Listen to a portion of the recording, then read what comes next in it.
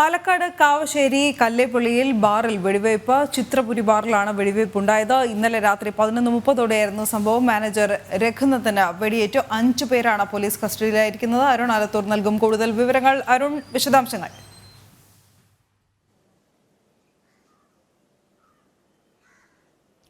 അനു, ഇന്നലെ വൈകിട്ടോടുകൂടിയാണ്, അതായത് രാത്രി ഒരു 11:30ഓടുകൂടിയാണ് ഇത്തരത്തിലൊരു വെടിവെപ്പ് ഉണ്ടായത്. കാവശ്ശേരിയിലെ കല്ലേപ്പുള്ളിയിലുള്ള ചിത്രാപുരി എന്നുള്ള ബാറിലാണ് ഇത്തരത്തിലൊരു വെടിവെപ്പ് ഉണ്ടായത്. ആദ്യം ഒരു 3-4 യുവാക്കൾ ഈ ബാറിലേക്ക് മദ്യപിക്കാനായി എത്തി. തുടർന്ന് അവിടുത്തെ സർവീസ് മോശമാണെന്നും മറ്റും ആരോപിച്ചുകൊണ്ട് ജീവനക്കാരുമായി തർക്കമുണ്ടാവുകയായിരുന്നു. ഇവിടുത്തെ ഏതാനും കസേരകളും മറ്റും എടുത്ത് ഒരു കുളത്തിലേക്ക് എറിയുകയും ഒക്കെ യുവാക്കൾ ചെയ്തു. ഇതോടുകൂടെ തന്നെ വലിയ രീതിയിൽ തർക്കവും ബഹളവും ഒക്കെ ജീവനക്കാരുമായി ഇവർ ഉണ്ടാക്കി.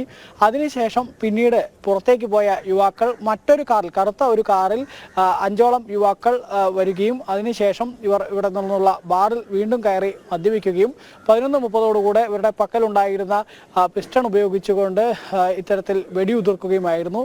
മാനേജർ രഘുനന്ദനാണ് വെടിയേറ്റത്. ഇദ്ദേഹത്തിന്റെ നട്ടലിന്റെ ഭാഗത്താണ് വെടിയേറ്റത് എന്നുള്ളതാണ്.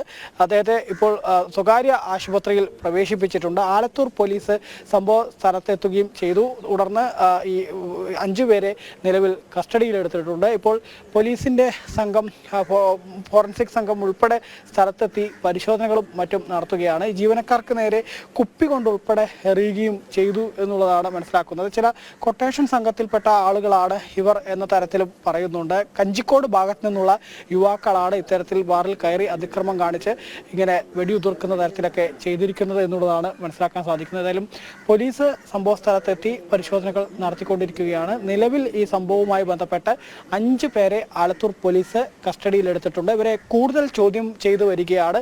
ഇവരുടെ പശ്ചാത്തലം, ഈ ഒരു കൊട്ടേഷൻ സംഘമാണോ അല്ലെങ്കിൽ മറ്റു ഗുണ്ടാ സംഘമാണോ തുടങ്ങിയ കാര്യങ്ങളിലേക്ക് കൂടുതൽ പരിശോധനകളും കൂടുതൽ ചോദ്യം ചെയ്യലും മറ്റും നടത്തി വരികയാണ് എന്നുള്ളതാണ് ആലത്തൂർ പോലീസ് സംഭവത്തിൽ പറയുന്നത്. നിലവിൽ ഏതായാലും ഫോറൻസിക് സംഘം ഉൾപ്പെടെ സ്ഥലത്തെത്തി പരിശോധന നടത്തിക്കൊണ്ടിരിക്കുകയാണ്.